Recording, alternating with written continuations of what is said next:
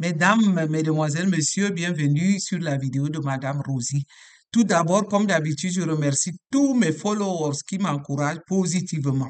Maintenant, pour ceux qui ne me connaissent pas, je suis Madame Rosie. J'ai fait un blog YouTube pour parler de tous les faits qui minent la société de mon pays, le Cameroun, et surtout l'Afrique en général.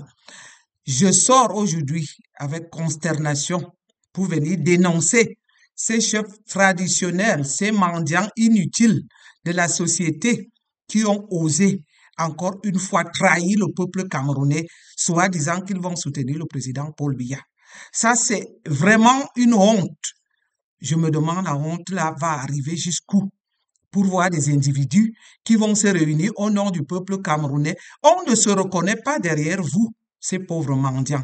Comment est-ce possible que des individus, au nom de leur mangeoire, aillent se réunir pour parler au nom du citoyen camerounais, avec toute la misère que le peuple camerounais subit aujourd'hui, avec toute je vais dire, tout ce qui se passe de grave au Cameroun en ce moment, les abus, excusez-moi, c'est les aléas de la vidéo, excusez pour le bruit qui dérange la vidéo, les abus du pouvoir aujourd'hui, le pouvoir qui torture le peuple camerounais, les abus des arrestations arbitraires avec nos amis politiques qui sont restés emprisonnés jusqu'à aujourd'hui, avec le fait du manque d'eau et de l'électricité, le manque d'eau qui cause des maladies hydriques pour les enfants, les mamans qui restent toujours enfermées dans les hôpitaux sans que leur facture soit réglée, la vie chère au Cameroun,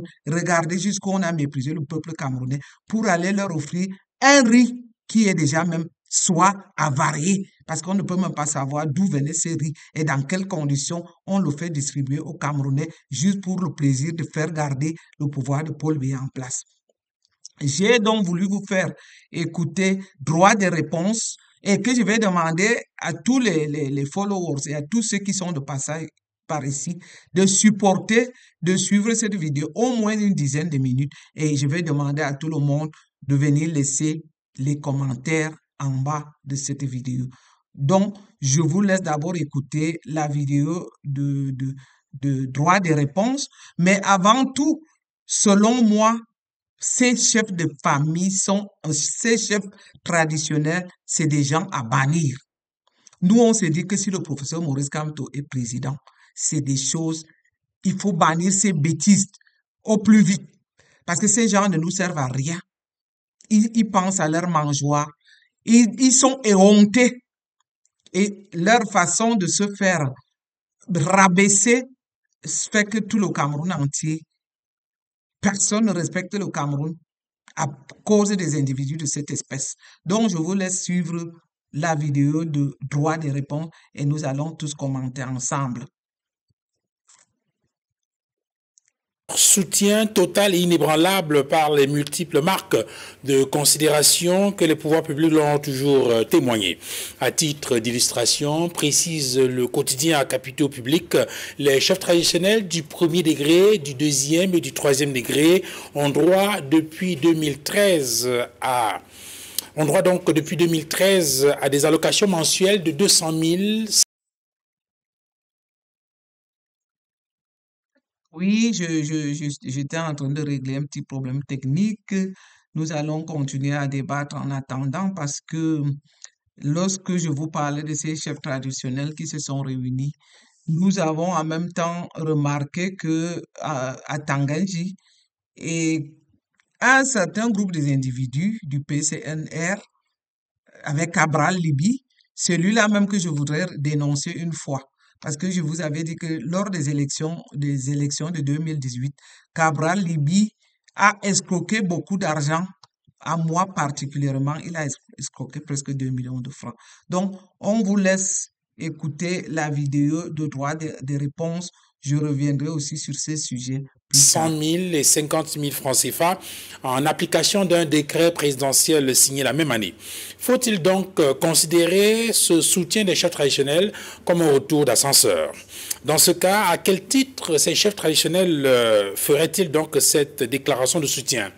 en leur nom propre ou au nom de leur sujet, des populations qu'ils sont censés représenter.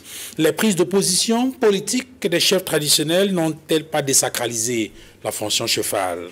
Peut-on dire que Paul Biya est donc le candidat des quelques 300 chefs traditionnels qui se sont réunis au Palais des Congrès à Yaoundé la semaine dernière? En prenant en compte la polémique qui enfle sur les réseaux sociaux au sujet de la liste des signataires effectifs et la liste de présence qui aurait été annexée donc à la déclaration de soutien de la candidature de Paul Biya, peut-on croire que ces chefs traditionnels ont été piégés? Par contre, les militants politiques ou les hommes politiques qui sont allés à la rencontre du MINAT cette semaine pour déclarer leur soutien à la candidature de Paul Biya, c'est sûr, eux n'ont pas été piégés. Ils assument clairement leur position. Ils disent très clairement qu'ils choisissent Paul Biya pour la présidentielle 2025. C'est d'ailleurs la grande une de CRTV Web du 1er février 2025, consultée à 8h44 minutes. Les leaders de l'UPC, du MDR, du PCRN et du PRAC ont remis des déclarations de soutien et d'appel à la candidature de Paul Biya au ministre de l'administration territoriale ce 31 janvier à Yaoundé, écrit le site web.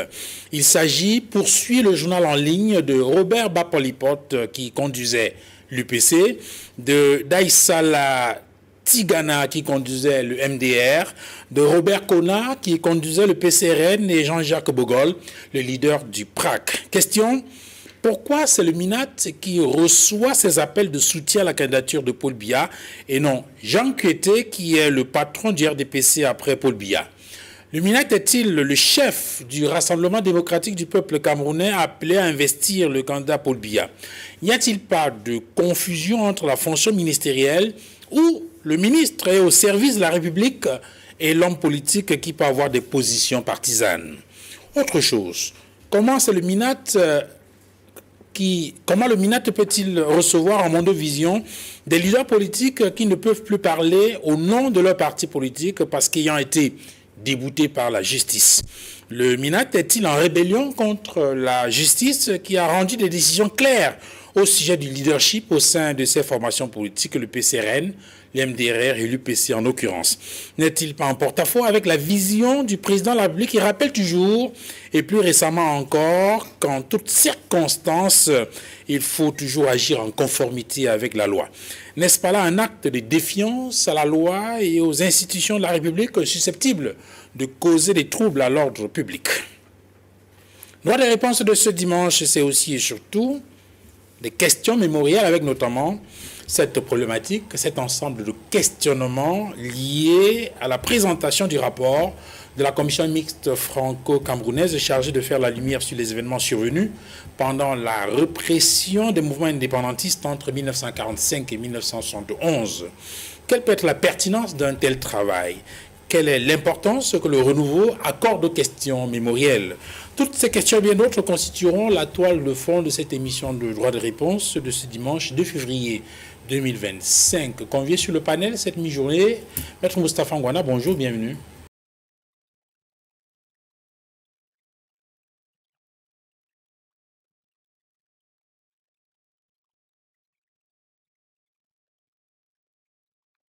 Bonjour Duval, bonjour à mes panélistes, bonjour à vos millions de téléspectateurs. C'est un plaisir renouvelé de me retrouver sur le plateau. J'espère que nous serons à la hauteur du débat. Merci, vous êtes conseiller municipal à Vouri 5, à la commune d'arrondissement de Douala 5. Vous êtes avocat au barreau du Cameroun et vous êtes également enseignant. Merci également à vous d'être venu. Maître Georges Tegan, bonjour, bienvenue. Bonjour Duval, bonjour Annette, bonjour à vos millions de téléspectateurs. Merci de m'accueillir. Vous êtes le plénipotentiaire du représentant du RDPC sur ce panel cette journée. Merci infiniment d'être là. Maître Tchekali Assad, bonjour, bienvenue. Bonjour Monsieur Duval, bonjour à mes copanélistes et surtout bonjour à mes dizaines de camarades qui continuent de souffrir le martyre dans les geôles du régime de Yaoundé. Maître Tchekali Assad, avocat au barreau du Cameroun, porte-étendard du MRC sur ce panel cette mi-journée. Edmond Kambia, bonjour, bienvenue. Bonjour Duval Fangwa, bonjour aux copanélistes. Je renouvelle mes salutations fraternelles, amicales et cordiales aux millions de téléspectateurs fidèles de cette émission, ainsi que ma sincère affection. Et moi, je voudrais commencer avec vous en partageant avec vous, bien sûr, cette une de CRTV Web consultée, je l'ai indiqué hier, 1er février 2025. Présidentielle 2025, 4 partis politiques choisissent Paul Biya. Les leaders de l'UPC, du MDR, du PCRN et du PRAC ont remis des déclarations de soutien et d'appel à la candidature de Paul Biya au ministre de l'administration territoriale. Dans le développement, le journal écrit au lendemain de l'appel des chefs traditionnels du Cameroun, quelques partis politiques demandent à leur tour à Paul Biya d'être candidat au prochain scrutin. Il s'agit de l'Union des populations du Cameroun sous la conduite de Robert Bapor-Lipote, le Mouvement pour la défense de la République, le MDR, sous la présence de Daïssal Tigana Tassi, le Parti camerounais pour la réconciliation nationale, PCRN, conduit par Robert Kona, et bien sûr Jean-Jacques Bogol III du PRAC. Première question, d'abord sur la forme, est-ce que vous comprenez pourquoi c'est le MINAT qui reçoit les déclarations de soutien à la candidature de Paul Biya? Non, je ne comprends pas pourquoi c'est le MINAT qui reçoit les déclarations de candidature, de soutien de certains présumés leaders de formation politique à Paul Biya. Parce que c'est une affaire qui se passe entre les partis politiques. Donc je me serais attendu à ce que des responsables de partis politiques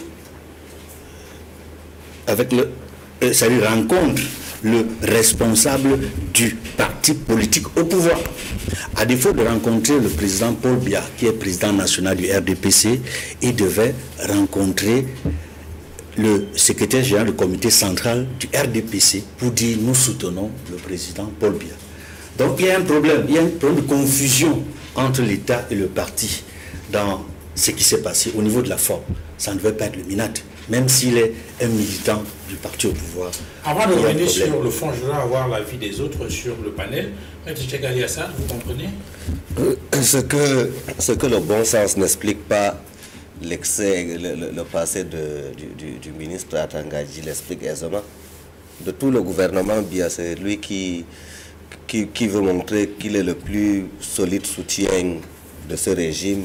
C'est lui qui s'illustre le plus par les exactions et sa façon de tordre le cou au droit.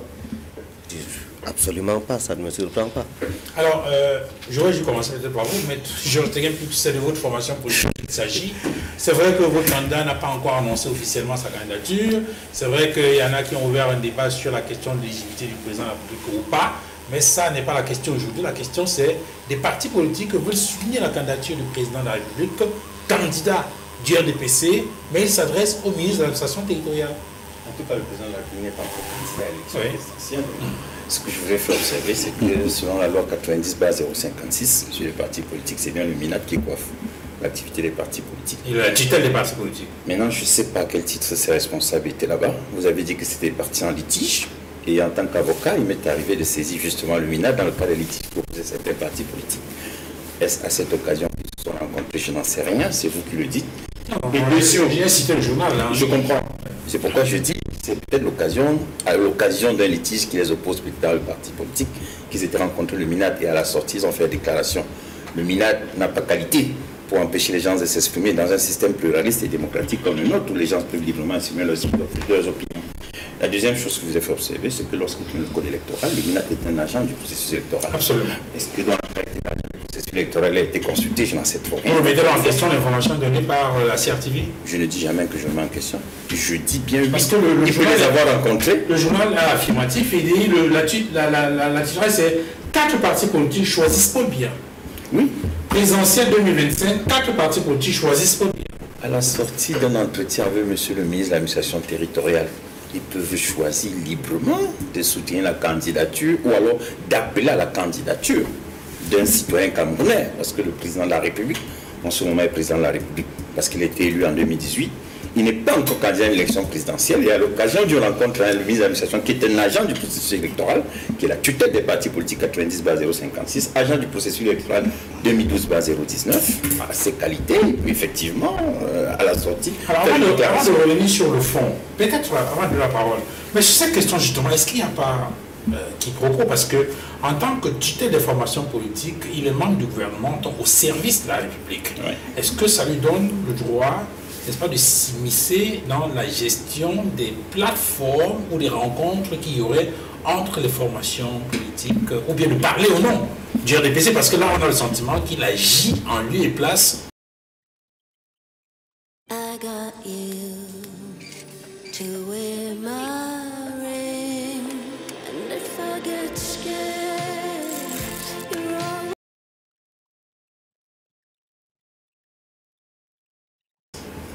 Du Rassemblement démocratique du peuple camerounais. Je suis surpris lorsque vous dites qu'il allait agir en lieu et place. Les responsables qui sont allés le rencontrer en qualité de ministre de l'administration territoriale. Oui. En tant que ministre de l'administration territoriale, j'ai dit bien 90/056, il est une forme d'arbitre dans les litiges qui opposent les membres d'un parti politique. Je pense que souvent il le fait. Et peut-être à une occasion, puisque vous avez dit que c'est généralement les partis qui sont en litige, dans lesquels il y a des litiges entre les responsables des partis politiques. Peut-être sans le voir, et à l'occasion, ils ont estimé qu'ils devaient faire une déclaration.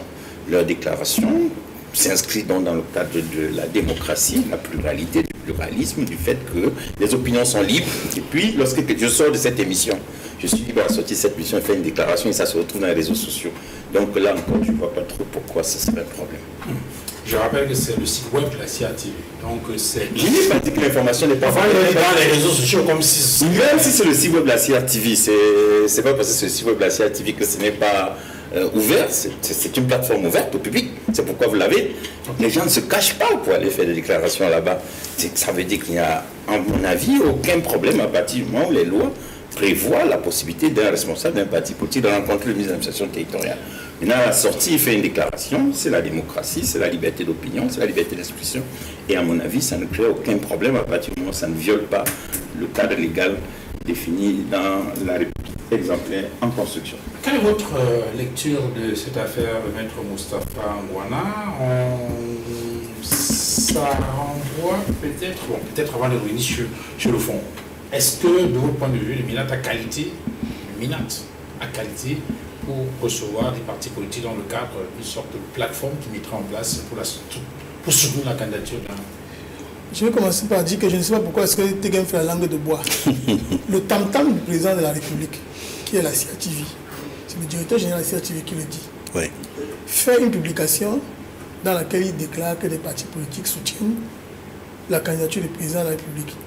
Ils s'en vont rencontrer le MINAT, qui est supposé être un acteur neutre. Cet acteur neutre, curieusement, prend fait et cause pour ces leaders, je vais pas dire, ces leaders usurpés, parce qu'il faut même le dire. Oui, parce qu'on n'est pas encore sur le fond. Il prend fait et cause pour ces leaders usurpés, en marge des règles de fonctionnement de la République, oui. Parce que lorsque la justice s'est prononcée quand même sur un certain type de litige, le ministre de l'administration territoriale, à peine de vouloir se rendre coupable de rébellion ou bien de refus d'exécuter une décision de justice, ne devrait pas agir tel qu'il est en train de le faire. Mais il faut voir dans cet activisme autre chose. C'est-à-dire que la volonté, certainement, pour le ministre de l'administration territoriale, d'empêcher aux Camerounais de se souvenir des frasques qui sont les siennes, notamment dans les affaires Covid et bien d'autres. Donc, il ne peut venir à l'esprit à aucun acteur véritable qui connaît le processus électoral qu'un individu qui est censé être neutre. Parce que quand on dit que le MINAT est membre de la commission locale de vote, donc dans chaque bureau de vote, il y a un représentant du MINAT. Mais si le représentant du MINAT, qui est censé, c'est-à-dire que selon les règles républicaines, être un personnage équilibré, c'est-à-dire qui est pour tout le monde, un personnage équanime, qui n'est pas là pour soutenir une partie plutôt que l'autre. Ça questionne même c'est-à-dire que sur la sincérité du processus électoral que nous sommes en train de mettre sur pied. Lorsque un des acteurs supposément neutres décide de faire un activisme un peu brutal s'agissant de la candidature du président de la République, pour moi ça questionne Et ça interpelle même, ça dit que sur l'aptitude du ministre à comprendre quels sont les tenants, les aboutissants de sa fonction. Parce qu'il faut pouvoir questionner cette capacité-là qu'a le ministre à pouvoir savoir même quel est le rôle qu'il est censé jouer dans le processus électoral. Parce que, et ça c'est également cette espèce de mal-donne qu'on a au Cameroun. Parce que quand vous lisez l'article 7 de la Constitution, par exemple, le président de la République ne doit pas avoir une autre fonction publique, mais le président d'un parti politique.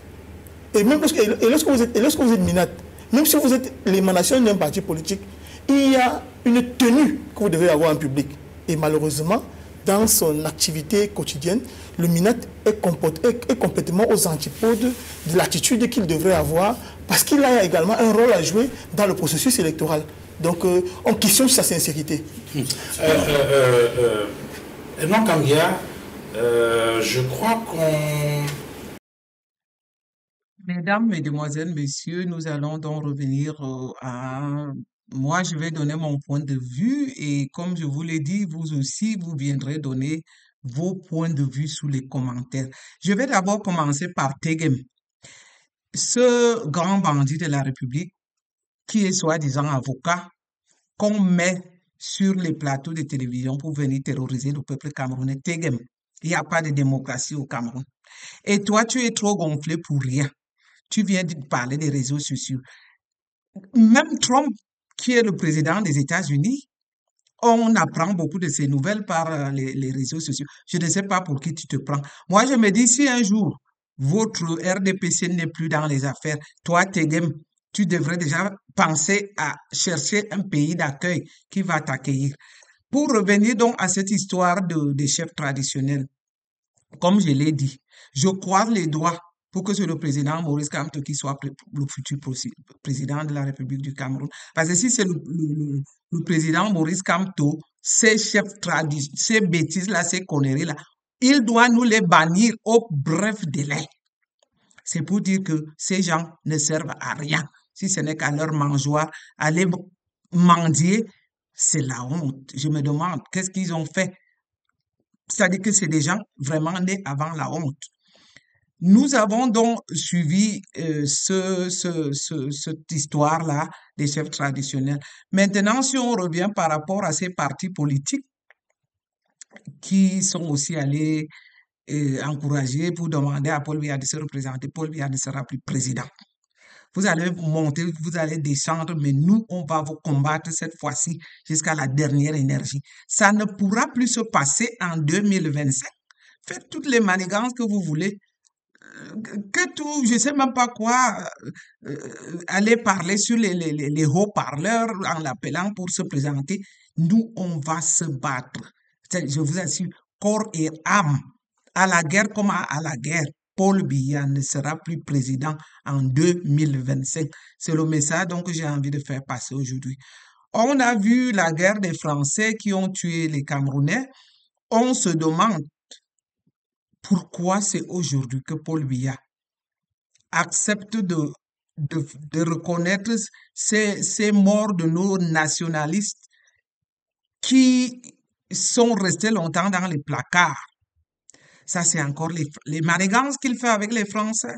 Subitement, pour une fois, depuis avant l'indépendance, les histoires des années 1958, 1945, 1958, c'est aujourd'hui subitement que les Français reconnaissent qu'ils ont tué les Camerounais, qu'ils les ont...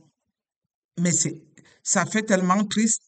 Et comme YouTube n'aime pas qu'on utilise les mots violents, lorsqu'on sait la façon dont ils reconnaissent aujourd'hui d'avoir éliminé les Camerounais, qu'on a éliminé sans même retrouver leur tête, pour ne pas parler de ce mot officiellement, on doit bien se poser la question pourquoi c'est aujourd'hui que Paul Biya le fait.